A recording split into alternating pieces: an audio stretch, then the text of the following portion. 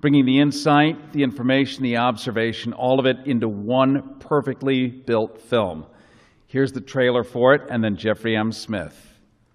They take genes from one species and force it into the DNA of other species. We have hundreds of millions of acres of genetically modified crops that have been planted in the United States, and yet most people are not aware. I found out that our food supply is genetically modified. And guess what? The food that my son ate on August 25th, 2009 was raw corn. The corn that almost killed him. The process of insertion plus cloning creates massive collateral damage. There can be hundreds or thousands of mutations up and down the DNA. Things we're seeing today aren't normal. Illnesses that weren't epidemic before are now epidemic. We have gone from food in its whole food form to food undergoing a scientific experiment. The havoc that it will cause will be across the entire spectrum of disease. What the problem was is I guess he said that they weren't able to process the food correctly and they would bloat up and die from it. They can put it on the market without telling the FDA or to consumers. It became clear that the FDA had been lying repeatedly since 1992. It's not just an agriculture issue, it's not just a food industry issue, it's an ever-living creature issue. And if we don't do anything within a decade, every single major crop with any significant market size is going to be genetically modified, and we're not going to know it. The world can get rid of it. The world should get rid of it. The sooner the better, now. We look at what they're eating, and we take out the genetically modified foods and the industry foods, and they all get better. It never doesn't work.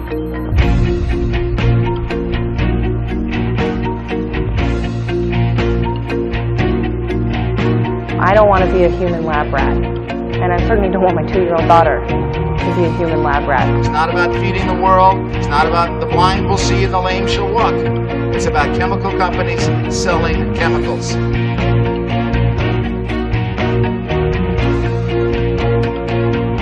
What have I done to my children, and what has been done to them without my consent?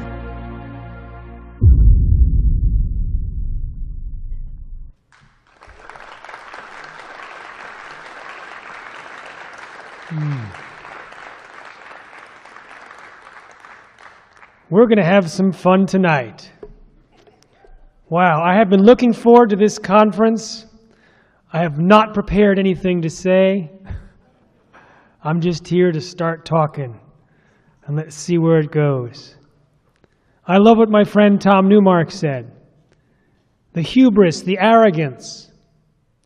And I'll describe a scene for you that another friend of mine saw. In January 1999, San Francisco conference, biotech conference. Arthur Andersen, consulting company, Monsanto's consulting company, Enron's consulting company. They described to the audience how they had worked with Monsanto's executives.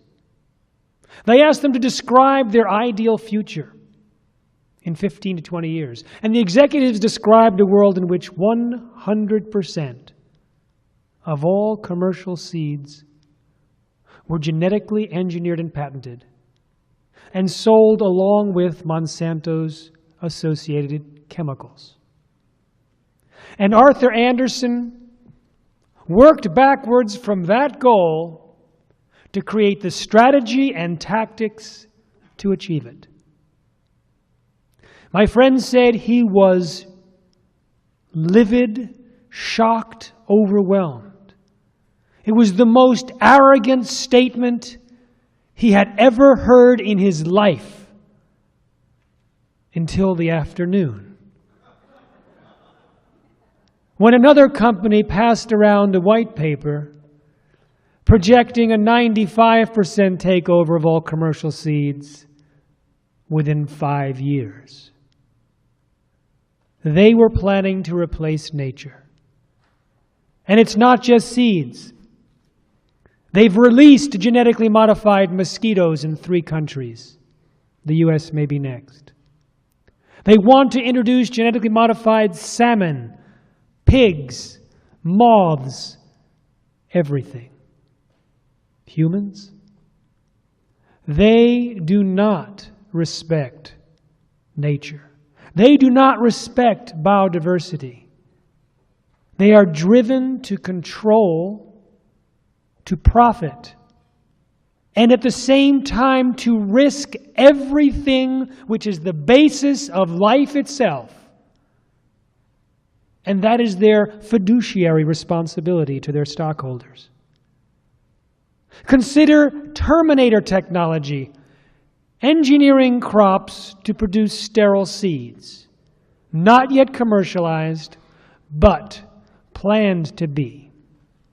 We know this because when it was developed, the brochures described it as a technology to target the 1.4 billion farmers on Earth who save seeds, because they're not driving the bottom line of the seed companies.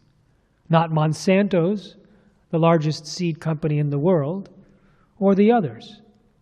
And so they're ready to take this rich diversity, which is the basis of security of our food supply, especially at a time of shifting climate, and they are willing to eliminate that biodiversity, forcing farmers to only buy from the limited genetics in their catalogs to maximize profit. So they're going into the DNA with their small creative minds, with their absolute arrogance and disrespect for nature, for biodiversity, for the thousands of years of culture, for the millions of years of evolution, and figure, how can we jerry-rig the system for more profit? They are releasing the products of this infant science into the entire ecosystem, knowing that they cannot recall the self-propagating genetic pollution from the gene pool. The genes already released today will outlast nuclear waste, assuming the species survive. And they're releasing it so that everyone who eats is exposed. So you would think that the companies that were risking the entire life of the planet would be highly conscientious and concerned and extremely ready to delay until all of their concerns are addressed. But we're not talking about Monsanto. Because Monsanto has, for 11 years running, been voted as the most hated corporation on Earth. I mean, talk about the stiff competition, right? They outpaced Halliburton, BP, goes on. Blackwater. They hired Blackwater. Birds of a feather. Monsanto's PCBs, a very toxic substance, are in the blood of polar bears. It's Monsanto's form of omnipresence. When they hired a consultant at Anniston, Alabama, where they were leaking on purpose the PCB discharge into the rivers and air, poisoning the people, killing the people, the consultant had the audacity to put a fish in the local stream. Within a minute, it lost its skin, floated to the top, spurted blood, and was dead. The response by the executive in Monsanto to all of the evidence like this was very simple. You can read it in the memo made public from a lawsuit. We cannot afford to lose $1 of business. I talked to a former Monsanto scientist. He confided in me that 3 of his colleagues who were doing safety studies on bovine growth hormone, which is injected into cows to increase milk supply, they looked at the milk and found so much of a cancer-promoting hormone called IGF-1, these 3 Monsanto scientists refused to drink milk thereafter unless it was organic. One bought his own cow. Can you imagine working for a company where you won't touch the stuff, and yet you know it's being fed to the children?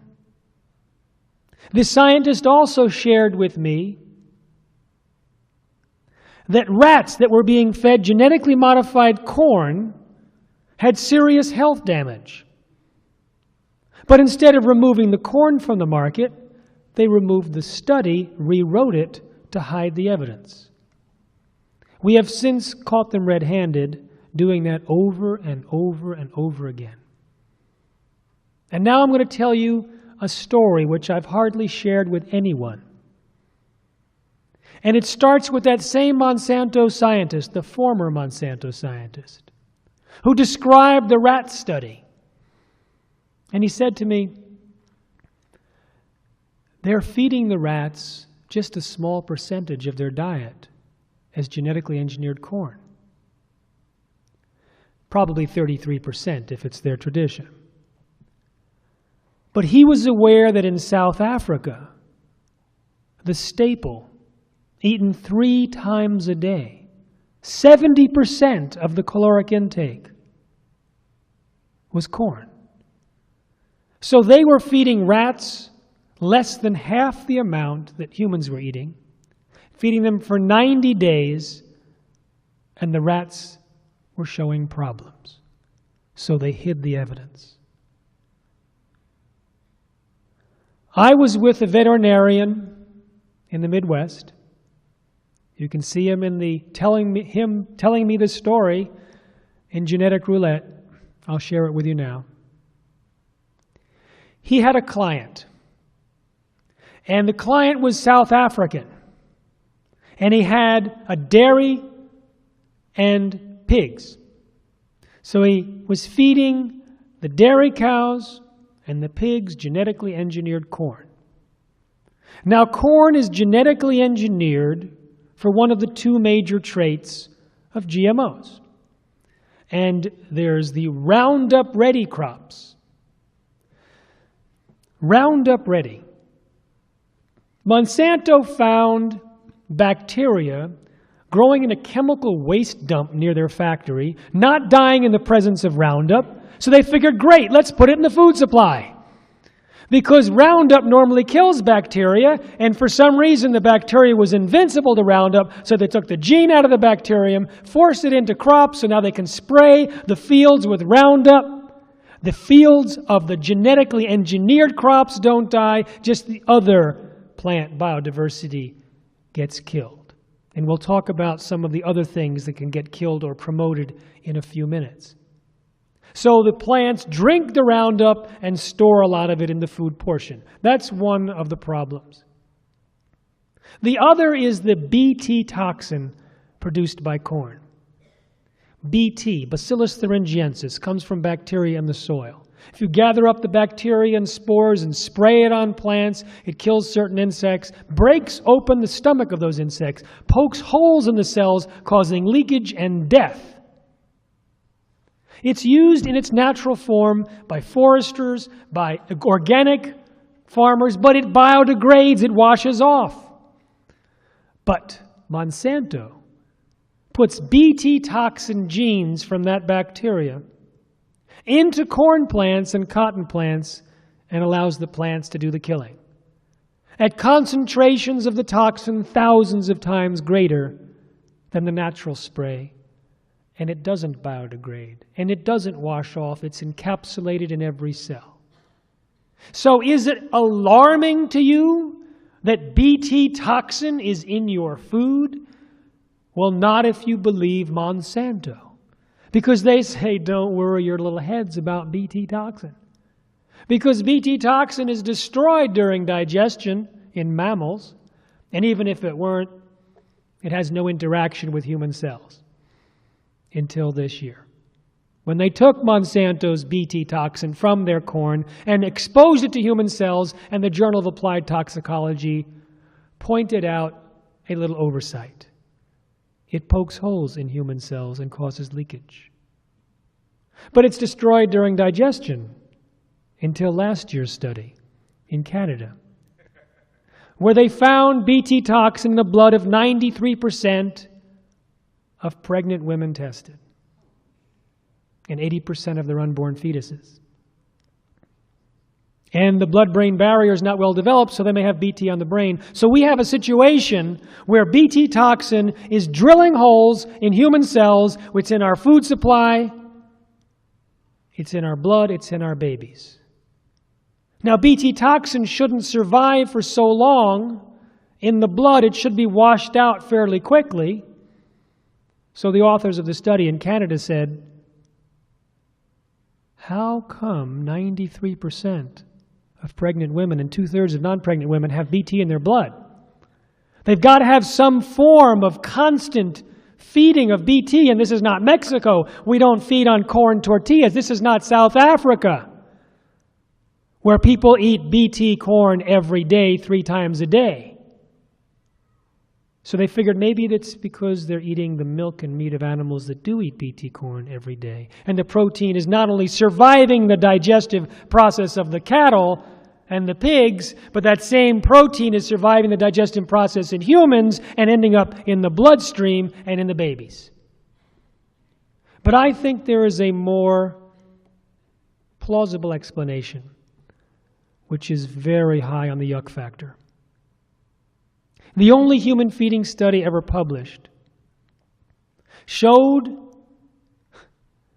that part of the gene inserted into soybeans to make the soybeans Roundup ready transferred into the DNA of bacteria living inside our intestines, along with the promoter, which is the on switch. And that the bacteria that contained the Roundup ready gene and promoter was not killable with Roundup, suggesting that the gene was continuing to function inside the gut bacteria, producing its protein over and over again. And that protein has properties of a known allergen, a dust mite allergen. So if you're allergic to dust, you might be allergic to Roundup Ready soybeans. And if you've eaten GM soybeans and the genes transferred to your gut bacteria, you may be continuously triggered by that allergic toxin. But they stopped the research. The UK government had sponsored that research. They had already arranged for a scientist years ago to be fired when he discovered that GMOs were significantly dangerous. They gagged him with threats of a lawsuit through his institute that had been his employer for 35 years, attacked him. Leaked documents showed how the ministers had met to figure out how to trash this man's reputation until the UK Parliament stepped in, lifted the gag order, and all hell broke loose in the media.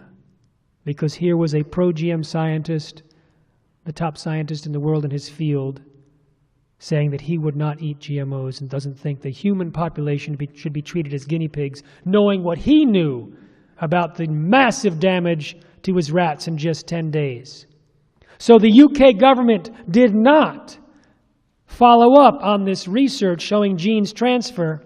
So they never tested to see if the Bt toxin gene inserted into corn and eaten in corn chips transferred into the DNA of bacteria living inside our intestines, converting it into living pesticide factories. And I think that is why 93% of pregnant women have Bt toxin in their blood, because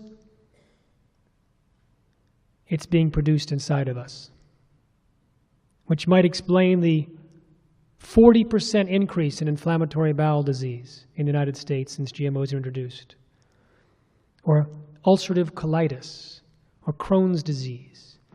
Maybe the destruction of the villi on the walls of the intestines by Bt toxin is promoting gluten intolerance. But it goes on. If the Bt is drilling holes in the guts of our intestines, it's causing leaky gut, and many doctors believe that that's related to food allergies, autoimmune disease, inflammation, Alzheimer's, Parkinson's, cancer, autism, etc. And these are the kind of things on the rise in the U.S. population. So this South African farmer was feeding BT corn to his pigs and his cows. And they were miserable. Horrible, horrible health problems. Rheumatoid arthritis problems, milk production problems, cannibalism. The pigs were biting the tails and ears off each other. Some would wander around like they had Alzheimer's, unable to find the feed, and they would die. Diarrhea, list goes on. The veterinarian had instructed or advised the farmer in South Africa to never feed his animals GMOs again. So he planted some non-GM corn, and soon, after feeding the animals the corn, all the problems disappeared. Milk production soared, medicine use dropped. He was absolutely flying high until he ran out. And he could only get GM corn from the field, so he got that. All the problems returned until he got non-GM corn that he grew himself, enough to last the whole year, and then the problems went away. But that was the situation for his animals. He had workers on the farm, eating only the corn that was being fed to the animals. So while the animals were eating genetically modified corn, of his 60 or 50 to 60 farm workers, 1 or 2 would die every month. He said he would be speaking to someone and the eyes would not track. They'd move in different directions. And he knew that that person would be dead within 1 or 2 days. He had no idea why. He had no idea why he had to put 20% more workers on the farm just to cover those that were sick all the time, with flu-like symptoms, severe headaches, colds, gastrointestinal distress, inflammation. Had no idea, but he kind of figured it out when the pigs and cows got better, because the humans got better.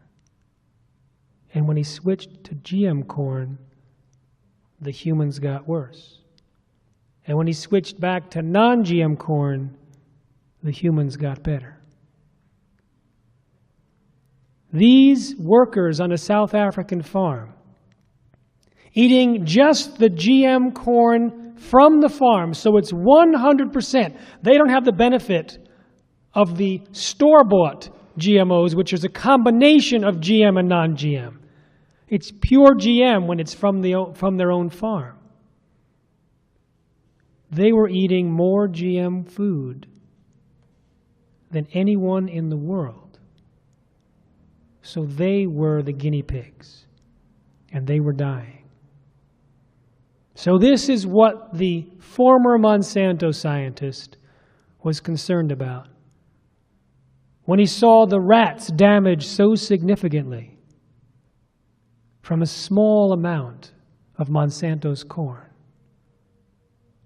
He was deeply concerned about the Africans, and for good reason. But we don't have to be exposing ourselves to quite so much genetically engineered foods in order to have negative implications, especially if the genes are transferring into our gut bacteria, colonizing it, changing the gut bacteria balance, poking holes in our intestinal walls, etc. As I've been traveling around the world speaking, I've talked to many medical conferences. And in the United States, I typically ask the audience to rate themselves from 1 to 100, how vigilant they've been at avoiding GMOs. And I say 1 is low vigilance, 100 is very vigilant. Most people are low vigilance, 1 to 20. How many are 1 to 20, 20 to 40, etc.? Most audiences start out low vigilance, 1 to 20. In fact, on the average American on a scale of 1 to 20 is about -7. Because they don't even know what a GMO is. They don't think they've ever eaten a GMO in their life. Then I describe thousands of sick, sterile, and dead livestock, damage to virtually every organ and every system studied. I show pictures of rat testicles before and after. Pink before, blue after being fed genetically modified soy. Pictures of the liver, how it completely changes in its structure and becomes gnarly. I describe the mechanism of BT. I describe the dangers of Roundup and its fact that it can destroy the hormone balance and interrupt estrogen and testosterone production and lead to cancer and birth defects and Parkinson's, according to the studies. And how rodents fed Roundup-ready soybeans had changes not only in their testicles, but in the young sperm cells, in the uterus, in the ovaries, in the way the DNA functioned in the embryo offspring. When mother rats were fed genetically modified soy starting before they got pregnant, more than half of their babies died within 3 weeks compared to a 10% death rate among controls. The babies were also smaller and could not reproduce. Hamsters fed GM soy for 3 generations. Most lost the ability to have babies. Some had hair growing in their mouths. Mice fed Roundup-ready corn, which was also BT, had smaller babies and fewer babies. And I go on and on. I describe the documented health risks of genetically engineered foods and how it would be very difficult to even discover if there's a problem because no one is looking. And how an epidemic in the 1980s, which was covered up by the FDA, but actually linked to a genetically modified food supplement, L-tryptophan, killed 100 Americans, caused 5,000 to 10,000 to fall sick. And it was almost missed as an epidemic. Even after 4 years, it was almost missed. Even though the symptoms were screaming to be discovered because it was new symptoms, acute symptoms that came on quickly. The 3 needed characteristics to show that something is new and identifiable. And I describe how multiple chronic illnesses in the United States nearly doubled in the first 9 years since GMOs were introduced, and food-related illnesses doubled, and food allergies doubled. And I describe all the evidence and the way doctors who discover problems are fired, stripped of responsibilities, forced out, gagged, and threatened. And how industry conducts tobacco science and hides the evidence. And then I say, in a sweet tone, now rate yourself how vigilant you'll be next week at avoiding genetically modified foods. How many will be 1 to 20? Low vigilance, raise your hand. No hands go up. Funny. 20 to 40, no hands. 40 to 60, not usually. In a group of 250 physicians where most were 1 to 20 at the beginning, all but 1 were 80 to 100 at the end. Willing to change their diets on the spot. In that particular group, I had 30 minutes on stage, so the pre-test and post-test interval was 26 minutes. In 26 minutes, these professionals were ready to give up foods that they had grown up with. And probably more significantly, on a second pre-test and post-test question, they also shifted from 1 to 20 to 80 to 100 with the question at the end, how active do you plan to be at educating patients and prescribing non-GMO diets? And we got swamped at the table for non-GMO shopping guides and patient education materials and audios and videos. And it happens everywhere we go. In fact, in the bonus DVD, in Genetic Roulette, The Gamble of Our Lives, is a 42-minute talk I gave to Andrew Weil's Integrative Medicine Conference in San Francisco last year with close to 900 professionals. And they, too, shifted their hands so that the most popular category was 80 to 100 at the end. So we have thousands and thousands of physicians prescribing non-GMO diets. In fact, I visited the American Academy of Environmental Medicine, an organization that is like the Sherlock Holmes detectives looking for changes in human sickness and the causes. So they were the first organization, the medical organization, to identify and acknowledge Gulf War syndrome, food allergies, chemical sensitivity, and more than a dozen others. So I spoke at their conferences for 4 years in a row, and they decided to do their own investigation. And at the end of the investigation, they said every doctor should prescribe non-GMO diets to every patient. Now, I went to the conference after they had released their policy with a video camera. Now, at this point in my life, this was 2009, I had really embedded myself with scientists, independent scientists, to be their translator, to take their concerns, their fears, their findings, and make it available to the rest of the world. But as scientists, I don't know if you know scientists, they're kind of like cautious. They don't say, this causes this. They say, suggests that, appears that, converging lines of evidence demonstrate. So I was true to form, representing that level of caution. GMOs may do this.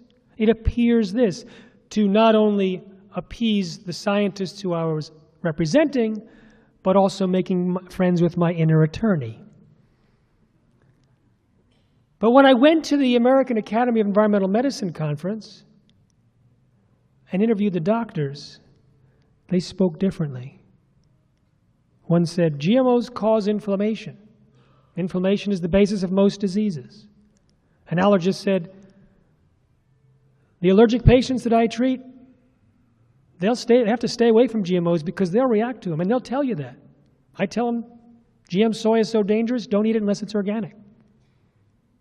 Emily Linder, who you saw in the trailer, said to me, and that was the interview in 2009, she said, everyone gets better, it never doesn't work. I went like, what? Can you say that again? And she did, and I said, so what percentage of your patients get better when you remove GMO? She says 100%. I said, how many patients have you treated? 5,000. I said, can I come to your office with a camera and a crew and videotape some of your patients? So for another film that's still being produced, we went to her office and someone said, yeah, got him the new diet. Beforehand, I was taking 6 pills a day for irritable bowel syndrome. A month later, no more pills. Another person, irritable bowel, gone in a week and a half. Another one, I talked to her 25 days into the diet. She said after 3 days, colitis, which she had for 30 years, was gone. Skin condition clearing up. Lost 10 pounds.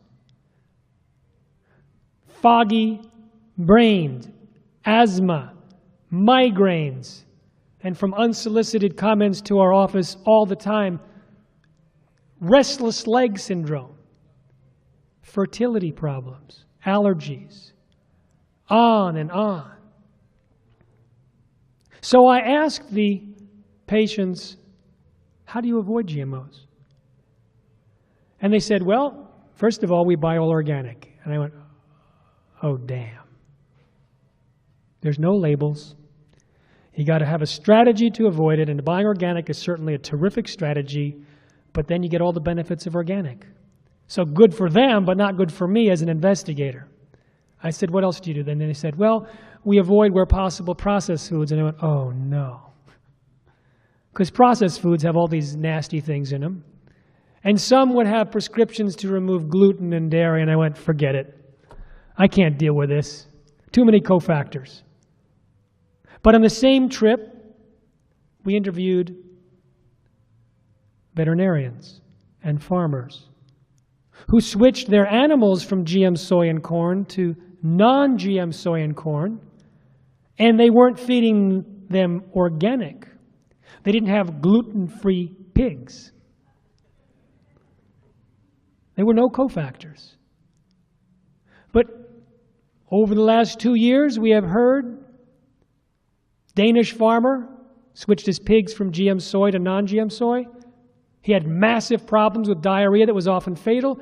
2 days later, diarrhea was gone. Now think about it. Pigs, diarrhea. Humans, irritable bowel. American Academy of Environmental Medicine, one of the categories they said in the laboratory animals, gastrointestinal disorders. Talk to a veterinarian for pets. He's written 40 books, has a syndicated column for 25 to 30 million called The Animal Doctor, Michael Fox. He said when GMOs came on the scene, he was flooded with letters from pet owners, diarrhea, as well as inflammatory bowel, itching, allergies. He says, get rid of the GM soy and corn. The problems went away. So we have an interesting thing. I'll summarize. The American Academy of Environmental Medicine said the animals fed GMOs have reproductive disorders, immune system problems, and gastrointestinal problems, as well as organ damage, accelerated aging, and insulin and cholesterol dysfunction. The humans who got rid of GMOs got improvements in same categories. The livestock, same categories. The pets, same categories. And the same categories have been on the rise as disease rates in the US population since GMOs were introduced in 1996. And the theoretical understanding of what GMOs could do to us, drill holes in our guts, change our reproductive capacity, these are things that make sense now, the same categories. Now, I'm going to share with you some good news. So if you leave now, you're going to be really depressed. But I want to share with you, because some of you are visual learners. And so I want to show you some of this stuff before I give you the good news. Soy, corn, cotton, and canola, sugar from sugar beets, alfalfa, nut sprouts, Hawaiian papaya, zucchini, and crookneck squash. Those are the 9 GM food crops. This is Dr. Arpad Pusztai. He was the one that discovered the problems, who was fired after 35 years and silenced with threats of a lawsuit. And here's a picture of the intestinal walls in the rats that were fed his supposedly harmless genetically modified potatoes after 10 days. Here's the stomach lining. I had a pediatrician from San Francisco say when she looked at these slides in my book, Genetic Roulette, she said to herself, uh-oh, we've got a problem. Because she was seeing this in her children. Failure to thrive, inability to digest or gain weight, allergic to everything. Skin rashes on thousands of Indian farm workers picking BT cotton. They allow animals to graze on the cotton plants after harvest. Thousands died. I visited this village. They had allowed their buffalo to graze on cotton plants for 8 years without problem. They grazed on BT cotton plants for a single day, and all 13 were dead within 3 or 4 days. Just one of many stories. Autism, the parallels are crazy. The gut bacteria, the gastrointestinal disorders, the leaky gut, the behavior problems, all seen so tightly that one scientist, Don Huber, was talking in Germany last year and described the behavioral, physiological, and neurological changes in the animals, both livestock and laboratory animals fed GMOs, and an autism expert came up to him and said, this is exactly what's happening in autistic children. And on the film, you will hear from autistic parents about some of the amazing improvements when they took their autistic sons off of GMOs. Here's the picture of the innards that are discolored on the right from the GM-fed cows. And I've been told this by butchers. There's a stench that's in the GM-fed that's not in the non-GM because the gut bacteria is all different. And it's discolored organs. And if you pull the intestines out, they shred, they're paper thin, they break. So they don't make sausage casings in the United States, they import them from New Zealand now. Here's the pig stomachs on the right that are fed GM, irritated, inflamed, more ulcers. In fact, the Danish pig farmer that took his pigs off of GM soy, He had 36 deaths by ulcers and bloat in the 2 previous years, none in the year since he had switched. Here's that gnarly picture of the liver on the right of animals, rats fed GM soy. Testicles changed from pink to blue. I like to let that one sink in a bit. Size of the rats, considerably different when the parents were fed GM soy. Now, I'm going to show you something about Roundup, which we haven't discussed. If you look at this slide, that's iron, manganese, and zinc. And you can see the uptake into a crop after the crop has been sprayed with Roundup is quite a bit less, and the translocation or movement of that through the plant is almost non-existent. Roundup was originally patented as a broad-spectrum chelator, meaning that it hugs nutrients and doesn't let them go. When the way that it kills plants is not just direct death, it's perfect storm kind of stuff. It's diabolical. It deprives the plant of nutrients. Those trace minerals are needed for basic functioning. Without it, the plants are defenseless. Roundup promotes pathogens in the soil which overtake the plant.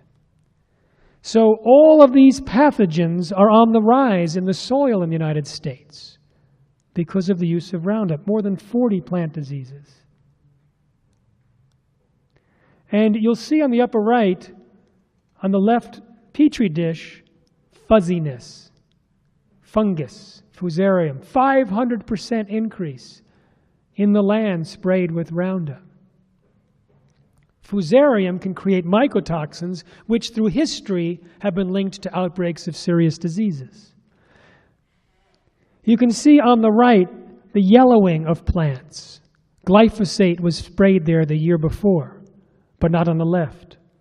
It's more obvious here, where the back field was sprayed with Roundup. Glyphosate is Roundup's active ingredient. And the front here, the sprayer didn't get to, was too close to the pole. That's what it would have looked like in the back had Roundup not been sprayed.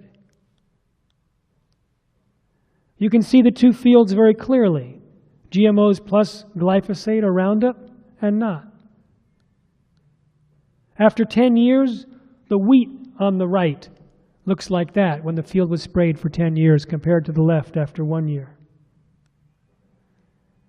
Now, there's stillborn calves from manganese deficiency.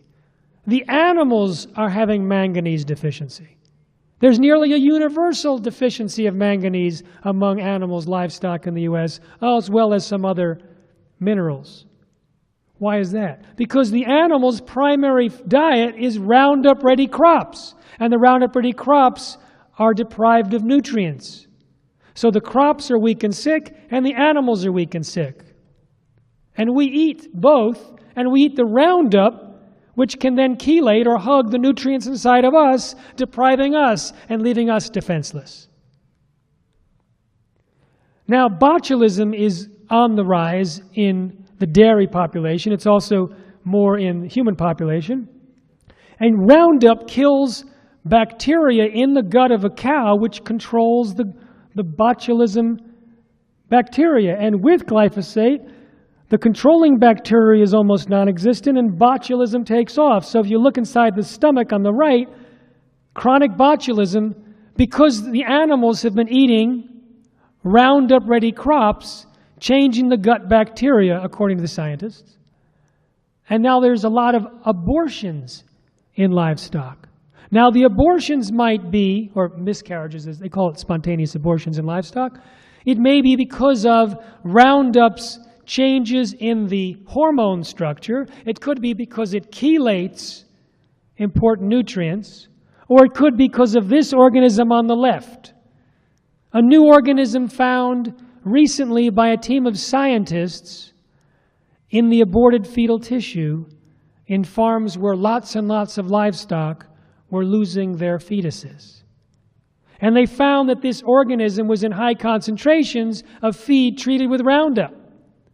And they found that this organism, when exposed to a pregnant chicken, would kill the embryo in 48 hours. So they are investigating.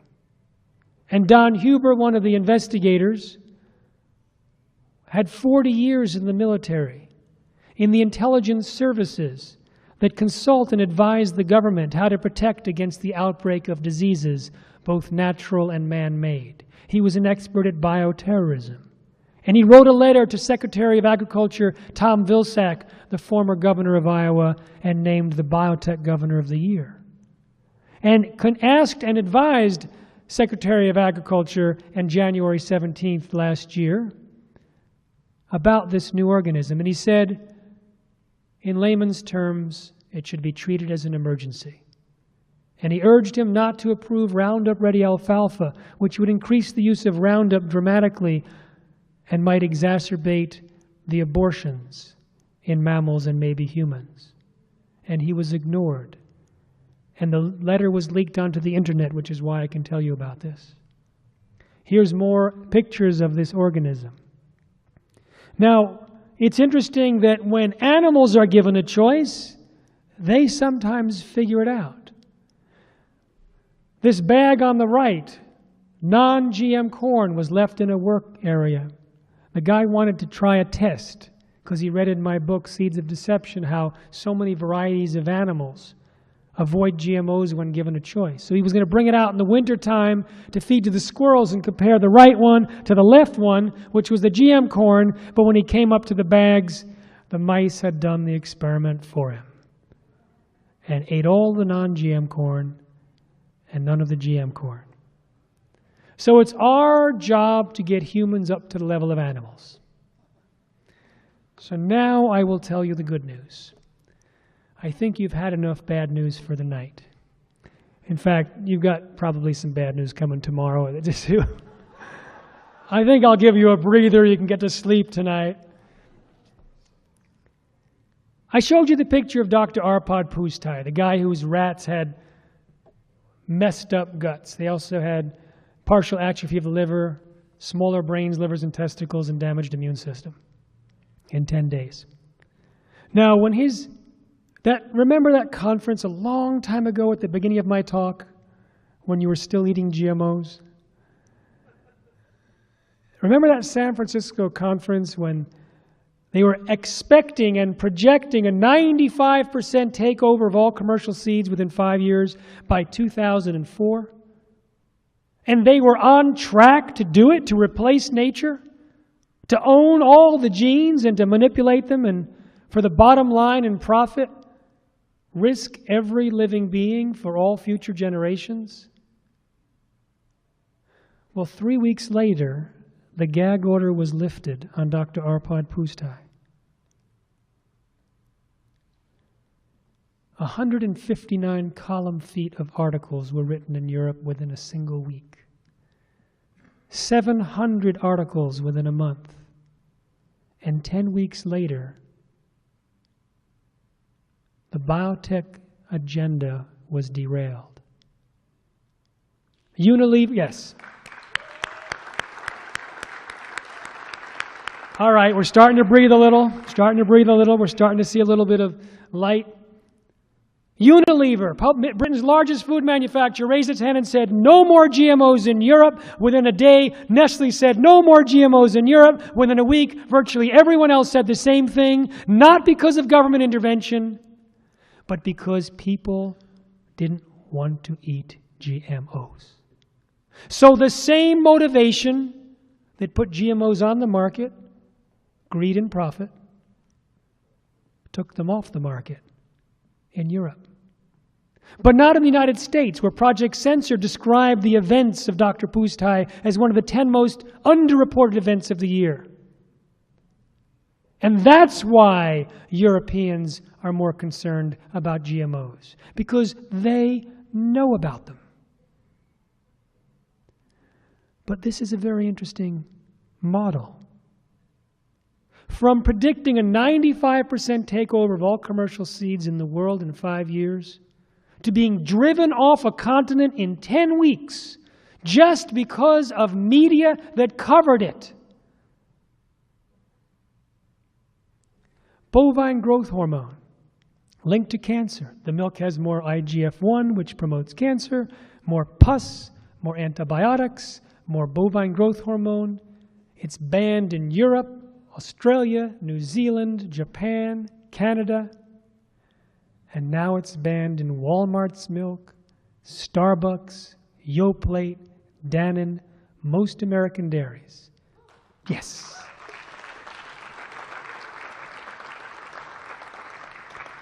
Because our coalition informed consumers. It wasn't 10 weeks. We didn't have major media on our side. But we had enough so that parents realized they're not going to put their kids into the cage with the guinea pigs. And so we can create a tipping point in the US against a GM product. We've seen how all GMOs were tipped in Europe. So now we think, what's it going to take? What's it going to take? And this is what Harrison was pointing out before. The incredible mathematics of activism, the incredible mathematics of revolutions are amazing. It is not an election. We don't need 51% of Americans avoiding GMOs so that the Kraft product manager says, you know, we've lost half of our market share. I think it's time to change. If they see any drop in market share that they can link to anti-GMO sentiment growing in the United States, that becomes a food industry sell signal, and it's gone. So as little as 5% of Americans, 15 million Americans, that's only 5.6 million households avoiding GMOs, and we will see a kind of tipping point in the United States, and it's already underway. It is starting to happen.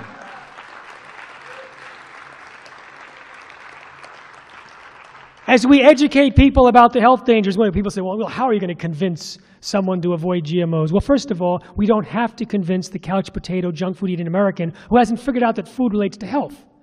He will never know that he's eating a GMO. He'll never know we got rid of it for him.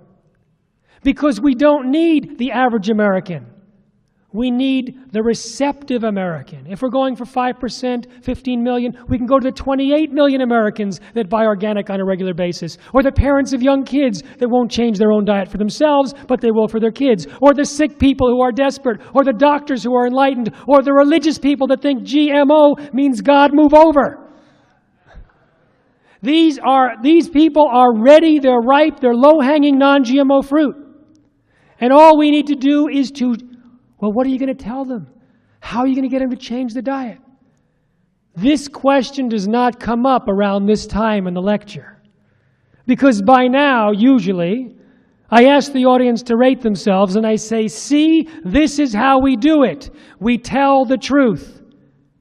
And I ask the audience, as I did before, rate yourself how active you'll be now at getting the word out, because mostly you were 1 to 20 and getting the word out before, and most people are now 80 to 100 or 60 to 100. And I say, see, the same information that changed your diet makes the message go viral. So we have the information, we've packaged it as books, for the right brain book, the left brain book, the DVD for the visual learner, the DVD for the parent, the audio for the iPad owner. We have the materials, the blogs, the PowerPoints, the speaker training, the tipping point network of activists around the country. It's just a matter of marching out the same proven behavior-changing message to enough people, and we'll reclaim a non-GMO food supply.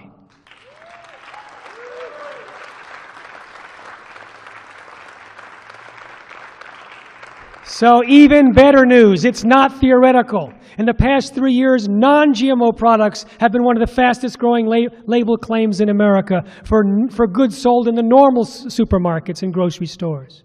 We've seen an upsurge of thousands of people now, agitated and concerned, and getting out there and telling people, millions of people who are seeking non-GMO products, thousands and thousands of doctors, unprecedented press coverage, and this general concern about GMOs has driven people to demand labeling. So 19 different states have introduced bills to get labeling in their states. None have gotten past. Yes, that's good news. Okay.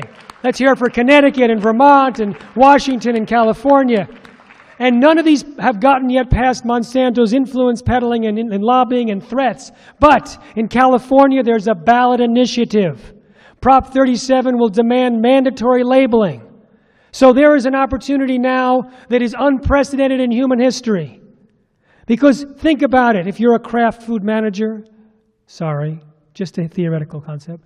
If you're a craft food manager and you know that 53% of Americans say they would avoid GMOs if labeled, and labeling comes to pass, what are you going to do? We've heard already that many companies are ready to eliminate GMOs rather than admit they use them.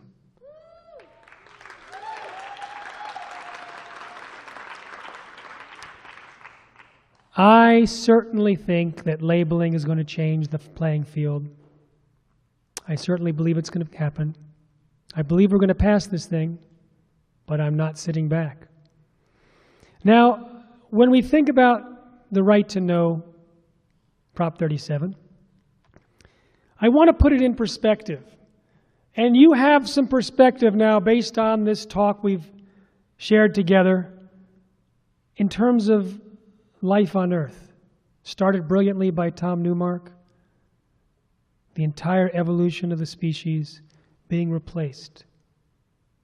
So all people who eat, that's most of us, all living beings that exist outdoors to interact with the ecosystem, that's most of us. All future generations, as long as gene pools exist, and that's our great-great-grandchildren, and all the animals and bugs and gut bacteria. All of that is at risk. All of that, the karma of all living beings and all future generations is tied up with what happens right here. The entire world has been bullied by the United States, bludgeoned, if you read WikiLeaks, if you read the State Department statements about GMOs, the way USAID and the Trade Office, they all push GMOs as if they're Monsanto's best friend, as if.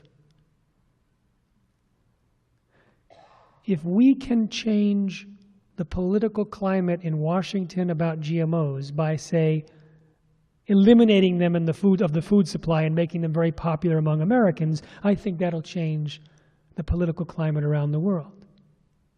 If we can get votes here to pass Prop 37, if companies remove GMOs for California, they're going to do it for the rest of the country. This is the battleground. It is amazing how epic this is. No one in history has faced a foe that had such capacity of harm, all living beings, all future generations. So similarly, the opportunity for good in this generation, in this auditorium, among the people listening.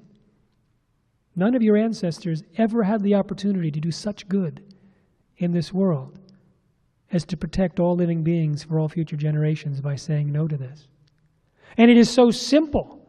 It is so simple because 91% of Americans say we have the right to choose and have wanted GMOs labeled for years. 49 other countries have labels. 40% of the world's population enjoy labels. It is a logical thing that people have a choice. However, the biotech industry is gathering the dark winds. I can hear the theme song to Darth Vader going on in the background. And they're starting their campaign. They've got $25 million now. They're probably going to double or triple that or quadruple that. And they're already saying, they're already trying to confuse us by saying that the measure is confusing. They're spent more money than they'll ever spend on labels, on labeling their product, telling us that labeling is too expensive. Their logic is impeccably dull, self-contradictory, ridiculous, but they're professionals. They have been able to take a world and get it to vote against its best self-interest, to have farmers invest in products that work against farming.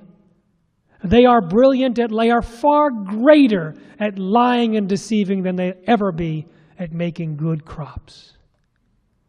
So we need to get organized. Now, we don't have $100 million. We have $1.95. But what we have is us. How many people here have a Facebook page? How many have an email address book? How many know anyone else? We're all networked. We're all networked. So what the Institute for Responsible Technology and our Food Policy Fund have done is to create materials that you can click and send, loan, share, give away, talk about. You can go to responsibletechnology.org, steal, share. You can go and get some materials in the booth in the back, order a lending library to be sent directly to you. You can show the film, Genetic Roulette. It'll be shipped next week.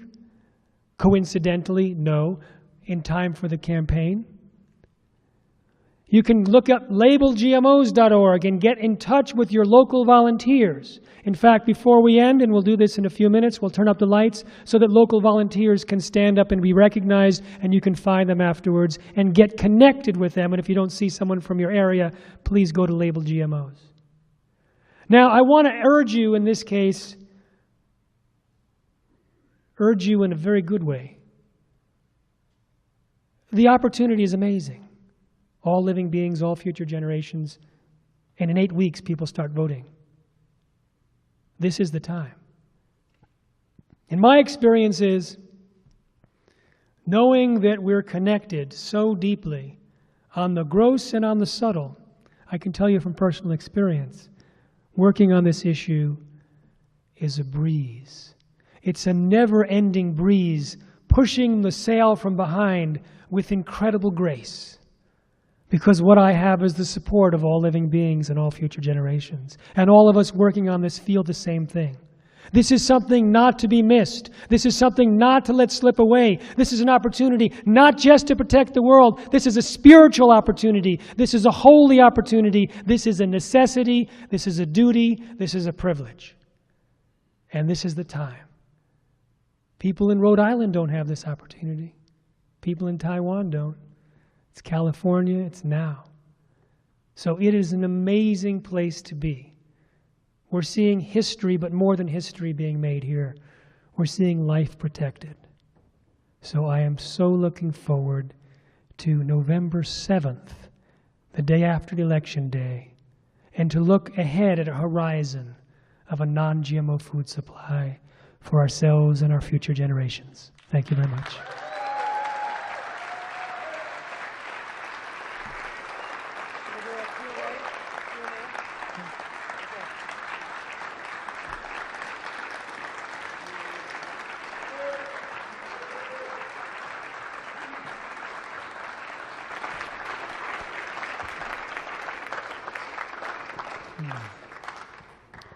We have a microphone for questions.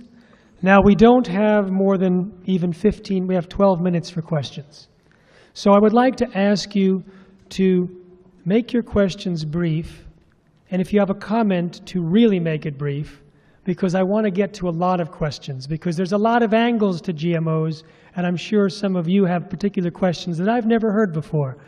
I'm looking forward to it. So the microphone is over here. So if you have a question, find the man with the microphone. While we're waiting, those people who are involved in the Label GMOs grassroots activism and have groups in their area, please stand up and be recognized and appreciated for the work that you're doing.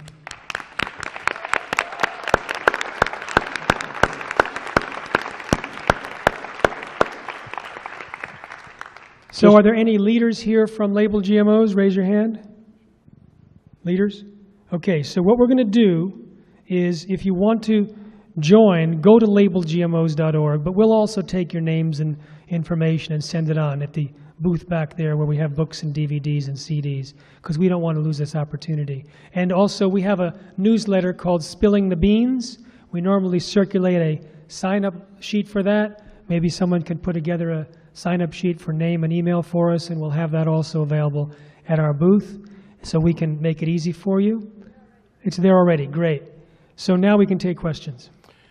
There seems to be high fructose corn syrup in just about everything. Is that GMO? High fructose corn syrup grown or made in the United States is genetically engineered.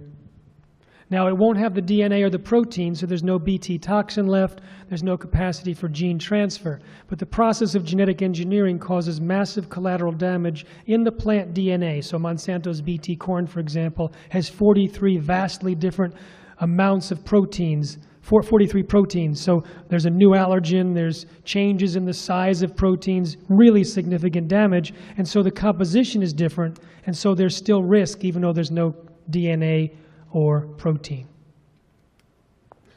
I'm your old friend, Dr. Gordon. I'm just 77 years of age, and that talk tonight was incredible.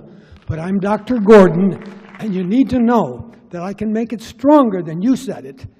The inflammation that you're talking about from that leaky gut is the major cause of all degenerative disease, cancer and aging and diabetes. And if we get people off of the foods they're sensitive to, they will age much slower. I'm 77 and I've never been this young because I've known you for years and you changed my life. Thank you. Well, Dr. Gordon, did you see the trailer? Because you're in it. I have this great shot of you talking about with you just have so much energy and so much who is this young guy? Thank you. Thank you for that. Thank you for coming. You're wonderful. I have a question. If you go to the health food store and you buy corn that's labeled organic corn that you want to take home to put in a popper to make fresh corn, can you trust that that corn that says organic corn is organic corn? So first of all, if it's popcorn, there's no genetically engineered popcorn, whether it's organic or not. It hasn't been commercialized and it doesn't cross-pollinate. Organic products are not allowed to intentionally use GMOs. Sometimes occasionally you get a dumb pollen that can't read the sign and it'll cross-pollinate. So sometimes there's tiny amounts of contamination in organic, and that will be even the case for products that are verified as non-GMO by the Non-GMO Project, a third-party verifier that has verified about 4,000 products, and they're on our shopping guide at nongmoshoppingguide.com. I'll show you that. Here's the iPhone application, Shop No GMO, that's free, you can download. We have a pocket guide. We have some about the pocket guide has the brands, the actual electronic stuff has the actual products from the brands, and here's the website itself divided into categories. So organic is one of our recommendations to avoid GMOs, but our products in the guide have to be third-party verified as non-GMO, which does require testing, and organic doesn't require testing. But even if it does require testing, it's not going to guarantee 100% GMO-free because there may be tiny levels of contamination if it contains the at-risk ingredients like soy or corn derivatives. Next. Fantastic talk. How would you characterize the role of the FDA and the USDA, Food and Drug Administration, and the U.S. Department of Agriculture in this whole picture?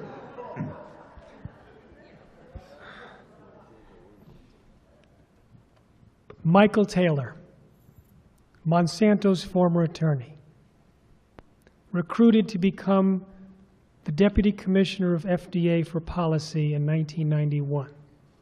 He was in charge of the FDA GMO policy. It said, we don't see any difference with GMOs, so companies like Monsanto that told us that PCBs, Agent Orange, and DDT were safe can determine if GMOs are safe on their own, never tell the FDA, and never tell consumers. Michael Taylor became Monsanto's vice president. He's now the U.S. food safety czar. Documents made public from a lawsuit 7 years later show that the overwhelming consensus among the scientists at the FDA were that GMOs were not only different but dangerous. They had urged their superiors to require long-term study.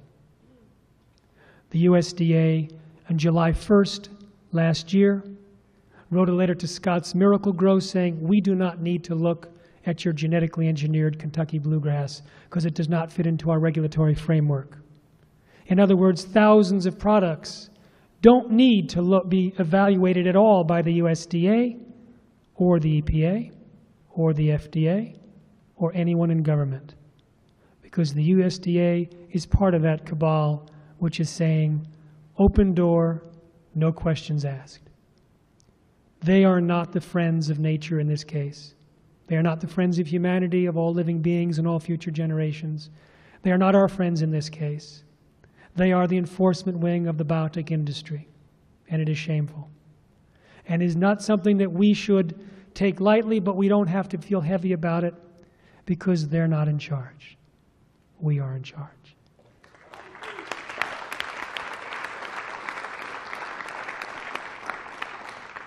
Next. Hi, thank you again for all you do.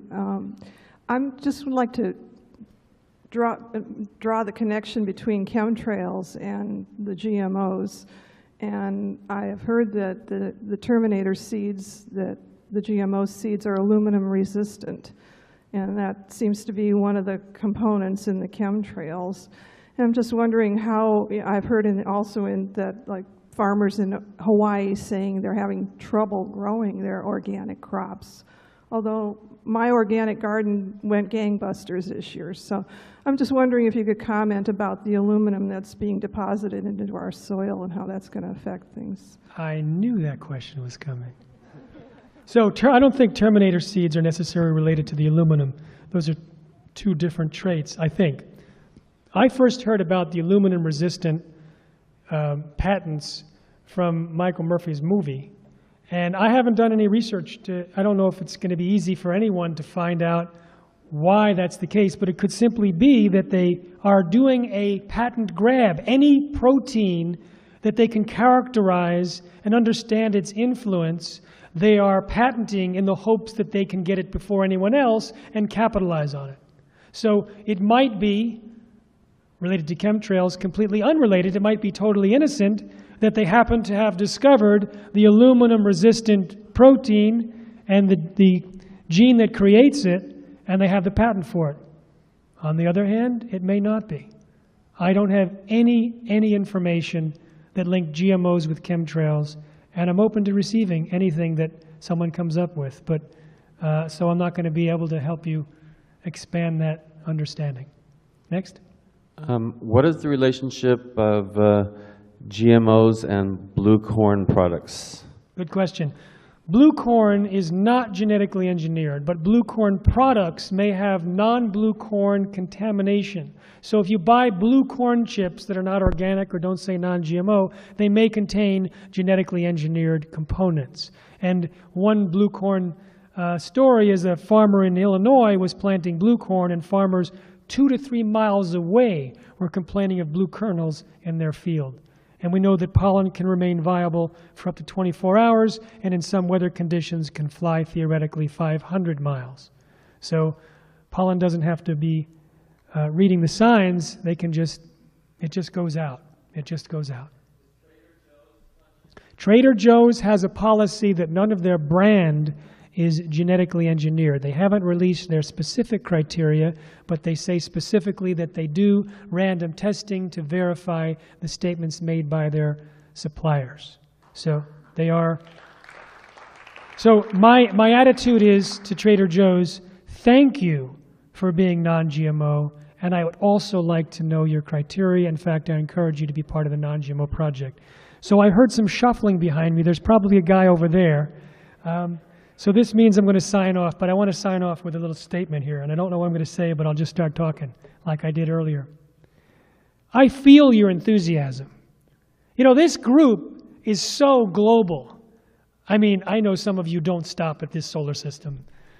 You think big. I mean, I like to think of the T-shirt, think huge. Thinking big is so last century. And it is that we have huge problems. So we need huge thinkers. And what is brilliant about this group is so many people in the United States and in the world look to others as role models and aim about here. And they ask permission. They ask permission for empowerment and for thinking outside the box. And that might even be designed by the way our educational system is structured in the U.S. after the Prussian system, which was et cetera, et cetera. Not going there, but where I'm going is this. the way that you breathe, the way that you stand, the way that you model life is a powerful contagion that is a way to antidote the basic epidemic of someone else is responsible. Someone else will take care of it. That's the epidemic which got us in this situation, and it is the intense self-empowerment and self-knowledge that is the antidote. So I am honored, humbled, and grateful to be with you, the models, today. Thank you very much.